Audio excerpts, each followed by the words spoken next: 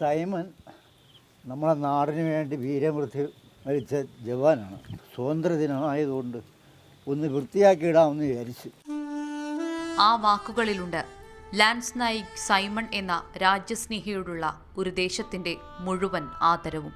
1999 കാർഗിൽ യുദ്ധത്തിൽ ഒരു സംഘം നുഴഞ്ഞുകയറ്റക്കാരെ തുരത്താൻ നിയോഗിച്ച സംഘത്തിലായിരുന്നു വെള്ളനാട് സ്വദേശി ലാൻസ് നായിക് സൈമൺ.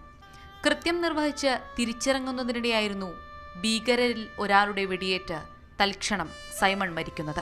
25 വർഷം മുൻപ് മകൻ അമ്മയ്ക്ക് അയച്ചു കൊടുത്ത ഒരു ബ്ലാക്ക് ആൻഡ് വൈറ്റ് ചിത്രവും കുറെ ഓർമ്മകളും മാത്രമാണ് 2 പതിറ്റാണ്ട് പിന്നിട്ട ജീവിത വഴികളിൽ പോരാട്ടത്തിന്റെയും അതിജീവനത്തിന്റെയും പാതകൾ താണ്ടാൻ ഈ അമ്മയ്ക്ക് സഹായകമായത്. രാജ്യത്തിന് നഷ്ടപ്പെട്ട എല്ലാ മക്കൾക്കും വേണ്ടിയിട്ട് എല്ലാ ദിവസവും പ്രാർത്ഥിച്ചുകൊണ്ടിരിക്കുകയാണ്.